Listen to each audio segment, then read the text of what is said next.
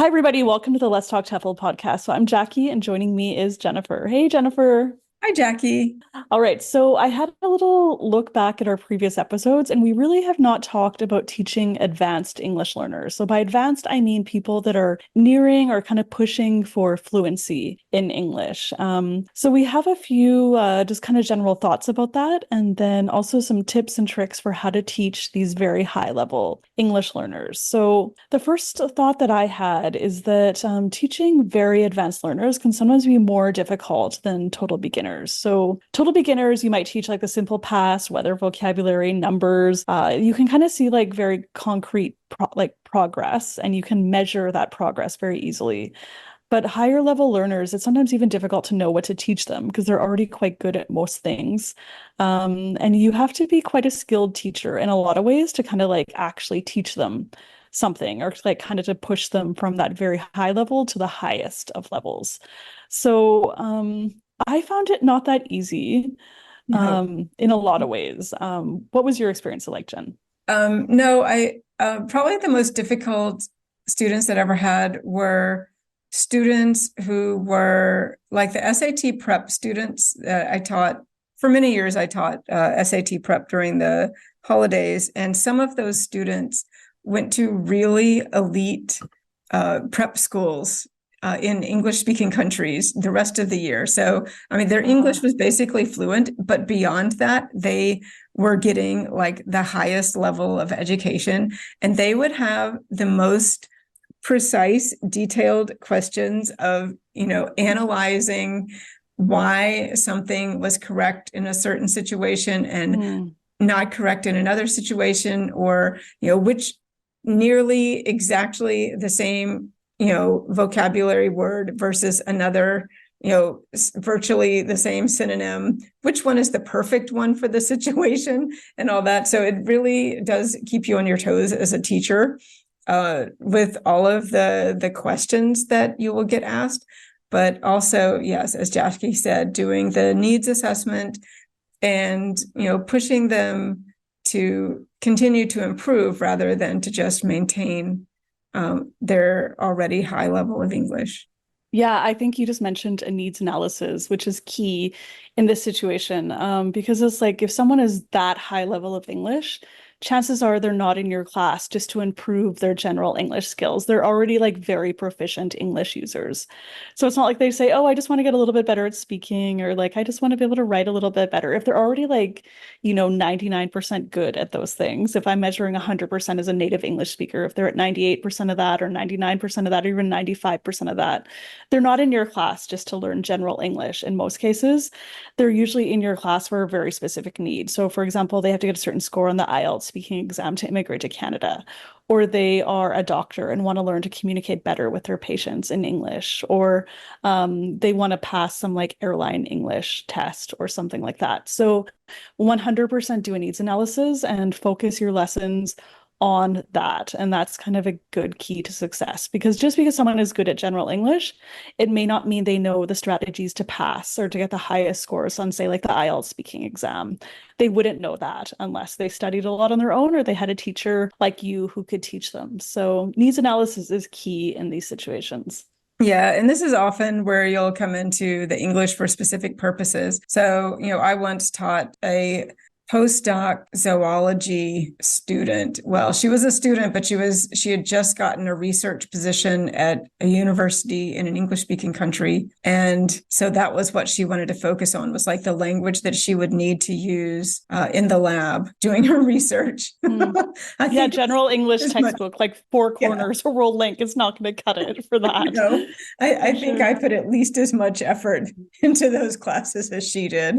Yeah, Yeah. so it may be career focused, or and whether it's career, like there's all sorts of textbooks you can get, like English for legal professionals or construction professionals or nurses or whatever. They really have so many different professions covered in specific textbooks. But also, people might need to work on their skills of just more general stuff of like office banter, or what is appropriate office interaction to not get into trouble, but also not just kind of be considered a weirdo, Yeah, a bit of the cultural things for sure Yeah. can go a long way. Because, like, if a student is that advanced in English, they will, like, if you're a total beginner trying to teach someone the cultural kind of subtleties of like whatever, it's totally over their heads because they're just struggling to make a sentence. But for very advanced learners, the cultural kind of subtleties of things, definitely it's a good teaching moment to kind of mention like negative connotations, positive connotations, that kind of thing can be quite helpful. Yeah, but also any sort of glaring cultural differences that they may need to be aware of. Like my terrible first Hagwon job, the boss told the secretaries, basically he told them that they needed to look hot every day. Like he would get mad at them if they like didn't have tiny little, like Paris Hilton year 2000 mini skirts on, and that kind of thing. Oh Yeah, man. things that if he were to try to go be a manager at an office somewhere in the US, that would not go over too well. No, it would not be ideal. Okay, so just another thought too is that I think that sometimes students or people who are studying any language often have the goal of they say, I want to become fluent. By fluent, they often mean I want to sound like a native speaker of that language does. And studies have kind of shown, though, if you don't start studying that language before the age of 10, your chance of becoming fluent, it's not impossible, but it's like very, very difficult. So I think part of the job of teaching very advanced students is like obviously don't crush people's dreams of like whatever they want to do with English, but I would just kind of like not push my students, but I just kind of inquire about like what I just would say something like, oh, you don't have to sound like a native speaker. Like you can speak English with this little bit of a Korean accent. It's okay. It's okay just to speak how you speak as long as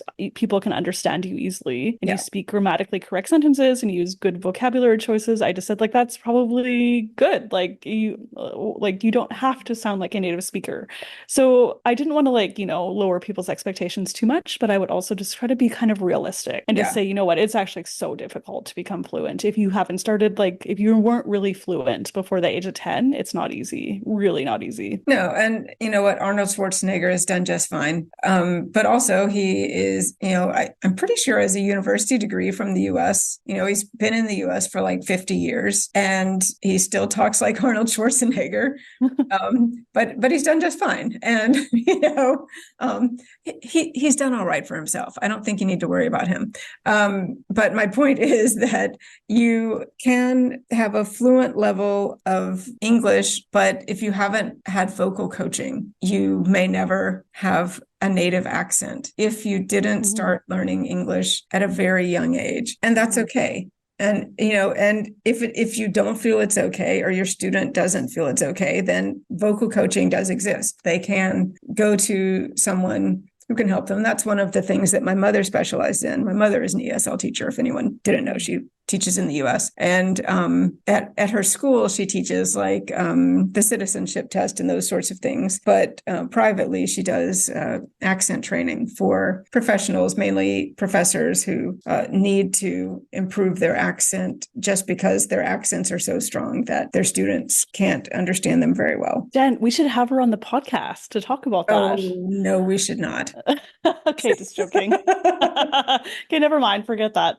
Okay, so yeah, teaching advanced learners. So so those are kind of our general thoughts about that. And now we're gonna get into the more specific ideas about how to teach these very high level learners. So my first point is textbook or no textbook. And I think that, as Jen mentioned, there are plenty of textbooks for people who are learning like business English regarding negotiations or like legal English or like whatever. So if the student wants to learn that kind of stuff, then certainly use one of the textbooks available. But there isn't a real huge necessity, I guess, to just kind of use those general 4 skills English textbooks like Touchstone, the highest level of Touchstone, for example. Chances are if the student is kind of nearing fluency, that would almost be too easy. And the students have been studying from those textbooks for years and years and years. So for these highest level students, I kind of generally try to avoid it. Yeah.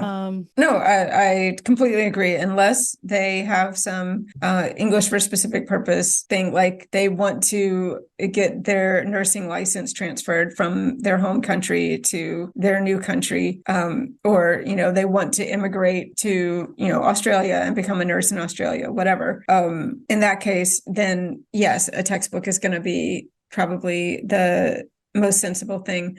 But if they are that advanced, then, you know, it really needs to be more tailored to their needs. And it's probably going to be easier to have authentic materials that are outside of the textbooks. Yes, exactly. So, authentic materials, by that we mean things that are just written for native English speakers, or not even native English speakers, but just like, you know, news in Canada from the CBC, or in England, the BBC news articles or something. So just things that are written for people that are fluent in English. They're not designed for ESL learners. So, I make use of these whenever possible. So I would generally, like, for these highest advanced learners, if I just had them all in a class and they all had kind of different needs and they were just there to like improve their English, what I would generally do is I would find a news article that was of interest, of general interest, or so I thought, to everybody. And I would design like a reading lesson kind of around that. And I would push students to learn some like new vocabulary. I would choose something quite difficult, and maybe there's some grammar concepts in there that I would pick out. And then I would turn into kind of like a speaking lesson. And then I would maybe do a little bit of a writing element, like some writing down some ideas or thoughts, or even writing an essay in response to it, something like that. So I would use that authentic material, and then I would create a whole lesson around it. And of course, there's other things too. Like if you want to do about food, you could get like a restaurant menu, a travel brochure. There's a million different kinds of authentic materials. A novel, if you want to do like a whole novel study, podcasts, that kind of thing. Yeah. And I would say if you're using the news, obviously there's always breaking news English, which is fabulous. But when you're with really high level students, and they're especially adults, then look more towards like the opinion pieces in the news, because that's also going to have like more idiomatic language. And I think you'll be able to find some more advanced, maybe not advanced vocabulary necessarily, but just things that you wouldn't necessarily see in the regular news, because the regular news is meant to be written at like fifth grade level. But Yeah, that is true. The opinion pieces can be at a higher level. Yeah, and something like kind of more in-depth magazine articles can actually be quite nice, because those are written for a higher reading level for sure. So it kind of depends on how much time you have in your class. I wouldn't necessarily, like in an hour class, have students reading like 1,000-word in-depth magazine article. Is not a great use of time, but if you can find like kind of a shorter article, that could actually be really a nice lesson as well. Yes, but if they're advanced students and they're still coming to class, they may actually be willing to do homework. So you could give them a reading passage in advance. Yeah, I taught these three engineers in Korea, and they wanted to go teach, or not teach, they wanted to go work in some other country, in Saudi or whatever, as engineers. And so they knew they had to improve their English. So I taught them privately for a couple of years. And one of the best things I did, it was like I used the podcast Serial. So this was in Serial, was in their first season, and it was like all the rage. Everyone was kind of listening to it and talking about it. So I had them for homework listen to an episode, and then we would like talk about it. So we would go over like vocabulary and kind of the slang words people used in it. And we all had different opinions about whether he was guilty or not guilty, or if someone was lying. And it was so interesting and fun, actually. And I was obsessed with that podcast too. So like I really enjoyed it too, like talking about it. And yeah, so like make it fun and interesting, I think. And there's so many possibilities really for authentic materials with higher level students. Yes, the world is your oyster. Yes, exactly. Okay, so the next thing is, if someone is really serious about improving their English, studies kind of show extensive listening and extensive reading are kind of the keys to pushing to the next level. By extensive listening and reading, I mean listening or reading something kind of at your level or like slightly below your level, just very slightly below, for fun. So just something that the student is interested in. It's their choice. It's kind of fun. It's interesting. They do it every day for 20 or 30 minutes or an hour, and they just put away their dictionaries. The key is just kind of just quickly reading and listening and taking it in, and not like focusing like on it like you would in a classroom. Like, oh, what's that word? I'm going to look look it up, I'm going to write it in my dictionary, like all that. The key is just doing it kind of quickly. And yeah, if students are serious about getting better, this is what I recommend to them: doing listening, say for 20 minutes a day or 30 minutes, and then reading for 20 or 30 minutes a day. And I would often help students like kind of choose appropriate things for their level, or like kind of recommend some TV shows that they could watch without subtitles and that kind of thing. So that is like such a good thing for students to do outside of class. And yeah, if they want to get results, this is often how the best students got to be the best students at English or any other language. Yeah, and these days there's so much that they can choose from. Like obviously extensive reading, they could always find books. You can help them find the right Lexile level for something to read. But listening, like there's so many audiobooks available now, and you can adjust the speed. So you can slow it down to like, 0.8 or 0.9. So it's a little bit slower, but not distorted if they need to do that. But obviously the goal is to get it up to, native speed that they're listening to it. But it's such a helpful thing, but they have to have the time and the discipline to do it on their own. Hopefully, if your students are advanced and they're still coming to class, they are motivated and disciplined with their language learning. Otherwise, you can just take their money and put them in a corner and tell them to read for an hour. Yeah, I was going to say you can also do it in class, but I wouldn't necessarily do it for an hour. I have done like kind of extensive reading things in class before. And I've also done I called it like extensive writing. Like I would just get students to write in a journal every day for like 10 minutes. So you do it like 10 or 15 minutes, say at the beginning of class or at the end of class or something. And if you have a little selection of novels, whatever it is that students read, or like graded readers, if it's a little bit lower level, you can set this up in your classroom and just kind of set the expectation like 15 minutes out of every hour, we're all going to read, the teacher included. So you can do it in class as well. But obviously it's better if students do this at home every single day, an hour a day. Yeah.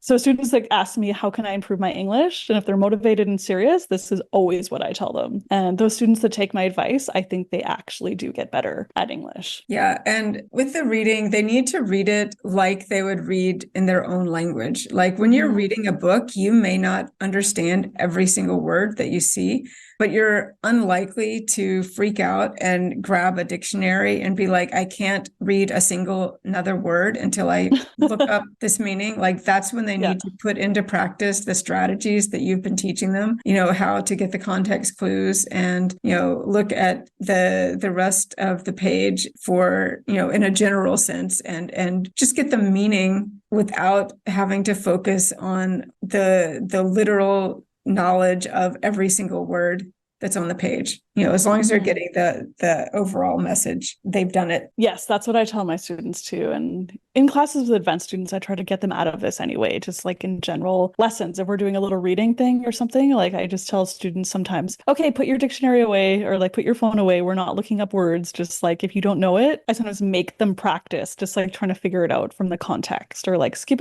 over it. It probably doesn't matter. And so I do kind of try to teach my higher level students to kind of get into that habit of like, don't worry about it. It doesn't matter. Just skip it unless, whatever. It's like the word we're focusing on or some of the vocabulary we're focusing on. But yeah, it's definitely a good thing or good skill or something to remind our higher level students to not worry about every single word. Okay, so task-based projects. Have you used task-based projects with higher level learners before? What kind of things did you do? Well, they were higher level students, but they were quite young. So it was sort of the typical task-based projects that we've talked about before, like plan an outing or plan a vacation or plan, what other ones did we do? I think it was, mostly just, plan a trip or a holiday or that kind of thing. Nothing I've done it. Adult, I guess. Well, with adults, I've done a couple of things with my students, and one of them was, well, actually, I'll just talk about one of them. So it was kind of similar to the other one. It was like a presentation project. So I would get students to choose an article that's in the news recently, just something that interests them. So that really makes it a task-based project. So students are choosing something that's interesting to them. And then they would have to talk about give a brief summary of the article, talk about like why it's important to the world or Korea or whatever it it is, and then give their opinion about something related to it. So students would make like a little PowerPoint slide, like a one page, like with a picture and maybe the headline or whatever, do the presentation, and then I would get the other students in the class to kind of ask follow-up questions or whatever. Yeah, so that was quite a nice project. It was great because it wasn't just me talking at the front of the class. It was like students actually got to hear their classmates talking as well. So it was a lot of extensive listening. Yeah, students just really enjoyed it because they had so much freedom actually just to like choose what they wanted to choose. And I think it was probably one of the best classes out of the semester that I did it. And yeah, students were just happy and like really focusing on what everybody was saying. And everybody actually chose all different articles, which I enjoyed as well. So it was like a nice variety of things we got to hear about and people's opinions about things. And yeah, such a good project. Very good. Yeah. Okay. So the next one is one that I put, which was gifted students versus returnee students. So if you're teaching young learners and they are advanced, they will generally fall into one of two categories. Either they're sort of gifted, like they're just academically very strong, or they are returnee and they have spent some time living overseas in an English-speaking environment. And they can have really different needs, because a gifted student is a gifted student. You know, if they are the kind of student who just soaks up everything like a sponge and they're very analytical and they're always pushing themselves, you know, from within, trying to get better and improve and be the best, not just because they want the highest score, but because they want the knowledge, that will be a different student than a student who may be anywhere on the spectrum of intelligence, but they just happen to live in an English-speaking environment, because then they're just like a regular kid who just speaks English. And I'll be quite honest, I've had some kids who were returnees, and I genuinely could not believe that they had spent time living in an English-speaking environment. I once had a meeting when I was at the immersion school. There was one student in particular that my co-teacher who taught the Korean lessons, she was complaining about him, and she was like, "Oh, at least you get him. You know, at least he must be good in your class." And I was like, "Oh." I was assuming he was good in your class because he does not speak English. And yeah, he had lived in Canada for like 3 years. And he was only, this was fourth grade. So like he was probably 10. And he had, this was his first year back in Korea after living in Canada. And basically, it seemed like his knowledge of Korean language had stopped developing when he left Korea. Like he was sort of stuck at 7-year-old vocabulary, but his English was terrible as well. So I really have struggle. Yeah, I really have no idea what happened to him. I think part of it was that he was living with his Korean aunt and uncle, and he only had friends that were Koreans at his school. But that still doesn't really explain why his Korean didn't get better. Yeah, that's a bit strange. Yeah. So anyway. Not to just dog on that poor kid. You may have a variety of learner abilities in one single advanced class. If you're teaching young learners, you know, they may all have the same relative level of fluency, but that doesn't mean they're going to have the same level of, I guess, the same ability to learn new information at the same pace. So, yeah, just kind of going along with that. People's language learning resume, it can lie. So by that I mean people have taken whatever, the beginner and then the intermediate 2, advanced 1, advanced 2, advanced 3, whatever class at your school or wherever you're teaching. And they may not actually speak English by the end of that. So it's like, or somebody could freakishly just have watched American TV shows for 2 years and somehow be freakishly fluent.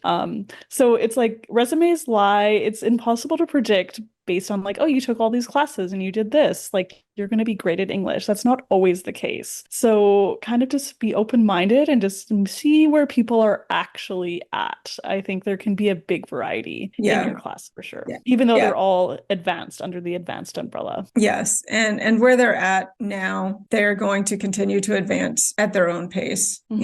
So you do have to sort of, it's not a one and done doing a needs assessment and be like, right, I've determined they're all pretty much at the same level. Let's go. You do have to continuously do more assessments and see, who's keeping up and who's maybe falling behind and who is maybe ready to leave everybody else behind and join an even more advanced class. Yeah, for sure. And like if someone already knows another language, like maybe their parent is Korean, they have another parent who's French, so they grow up speaking French and Korean, then they're in your class learning English. They're gonna like whiz through all the stuff in English because it's like I think if you already know another language, it's easier to become fluent in a third language. Where compared to someone who just maybe isn't a natural language learner and English is their only other language they know besides their native one. I mean, obviously the first person is probably gonna like pick it up faster. So yeah, people do progress at different levels for sure. And that's totally okay and also very normal. All right, so the next thing, Jen, you mentioned in the notes is to focus on precision and deeper meaning. So, for example, connotation versus denotation. Is that how I say it? Denotation? I pronounce it denotation, but that just denotation. because I'm from the South. Who knows? Oh, I don't know. I didn't actually know. I probably said it wrong. Okay, denotation. So, what is connotation versus denotation? So it's like the dictionary definition versus like the actual meaning. So I think the joke that everybody will instantly remember from having seen around the internet is butt dial versus booty call. Like those words literally mean the same thing. Butt and booty mean the same thing. Call and dial are the same thing, but the actual meaning in real life is quite different. So teaching those kinds of differences and teaching other things that are more cultural, like maybe some pop culture references that might be within a written text, or if they're watching a TV show, they may make some sort of reference to something in some sort of pop culture reference that just needs to be explained. If they are not part of that culture, then it's a cultural reference that they're just not going to get. And those are the kind of things that you kind of have to just glide over, or just kind of explain if the kids can't move, or your kids, if your students are like hung up on it, just kind of explain it enough that you can move on with the information that you're trying to teach. But once they are at a level where they're getting the basic meaning of whatever you're working on, then go for these deeper things, like if there's sarcasm, sort of look at that and just go a little bit deeper and try to get your students to also go a bit deeper. So the focus on precision part is more like when they're speaking, or especially if they're writing, get them to be more choosy with their vocabulary. They should have quite a lot of vocabulary at their disposal if they're that high. So don't let them get away with being lazy. And sure, all of their vocabulary is correct. All of their grammar structures are correct. Yes, it was very, very, very great. It was fun. Get them to put some of that vocabulary to work. It doesn't have to be a big SAT essay every time they write a journal, but just little by little, they need to be using some of the vocabulary that they know that could more precisely convey the meaning that they are trying to express. Yeah, I taught very high level academic writing when I was in Korea. So I taught like English majors who were in their third and fourth year in university. And so I would see a lot of students who could write, like a grammatically correct kind of good vocabulary choices, like, appropriate vocabulary choices, I guess, and kind of have a 5-paragraph essay that looked pretty decent, like it was fine. But then I would just push students, if that's kind of where they're at and they could kind of just whip that out in their sleep almost, I would push them. I just would say like, this looks like an ESL student wrote this. It's just very simple. There's not not a high level, there's not a lot of high level grammar, high level vocabulary. So I said, push yourself. Can you like take this and kind of get closer to like what, say, like a university student in Canada would write, or America or whatever. So I would just say, push yourself to use, like, I would circle or kind of underline. You have like these 4 simple sentences in a row, and you have like, you use this word 7 times in here. Like, there's plenty of other words that you could choose for that. So I'd push them to kind of just like level up a little bit. And don't be afraid to push your higher level students. They're good already at English. So I think they appreciate it. I think most students kind of appreciated it. They were like, oh, like they didn't even really realize it was so they could do a lot better, I think, unless a teacher like pushes them and says, no, you can do a lot better than this. And of course, I didn't say it in a mean way. I just like, I tried to be very kind, and I would just say like, it's actually perfect as it is, but it's quite simple. So just push yourself to do like a little bit more and choose more interesting words. Yeah. Because I mean, that's human nature. You're always gonna do what feels easy and comfortable. So you do need, the reason they're going to class is to have a teacher who's going to give them that little shove. Yes, I always try to be that person that would like push the highest level students into like, yeah, just kind of that next level. It's not that easy to get to that next level, I think, when you're already so good. But yeah, if you can like push your students into that, then it can be actually really helpful for them. All right, so the last point we had is teacher talk. So teacher talk should include a broad variety of vocabulary, grammar structures, idioms, phrasal verbs, different kind of collocations. So I know that I get into the habit, my teaching voice, I just like very simple. I don't like drop articles or anything like that, but I talk slowly. I choose kind of simple grammar, simple vocabulary. So I'd often have to remind myself when I was teaching higher level students, like, oh, okay, just go in there and talk like a normal person. Like, I wouldn't pretend they were my friends, obviously, because they weren't my friends, but I would like think, okay, just talk to them like you're talking to your family member, your friend, or like use those same kind of idioms and different kind of words you would use, the bigger variety of things. So yeah, just kind of like get ready before you go into class to kind of have that mindset, I guess. Yes. Stop policing yourself the way that you would normally. Like, don't slow down. Don't minimize your vocabulary or your grammar structures, whatever. Just speak as you would out in the world if you were just speaking with another native speaker. Yes. And my students, like the highest level students, are usually quite good at like stopping you if they say, oh, what's that? What did you just say? Or what's that idiom you just said? Or like something like that. So yeah, I feel like there was a few teachable moments from that, just out of me like talking normally, just in a regular kind of way. All right, so Jen, I think that might be it for our tips and tricks for teaching advanced English learners. I feel like we actually talked for a long time. I see on Zoom our time is running out. There was a lot to this episode, more than I thought.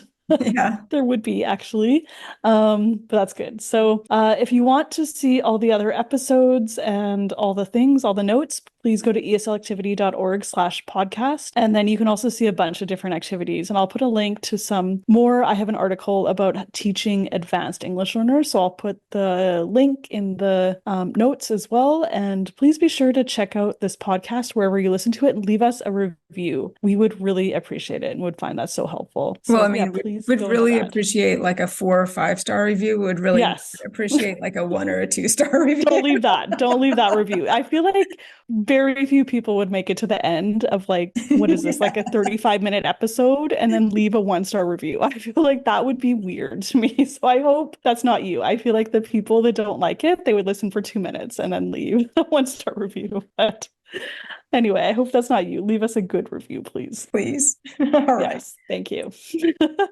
All right, everybody. We will catch you next time. Bye, everybody. All right. Bye, everybody.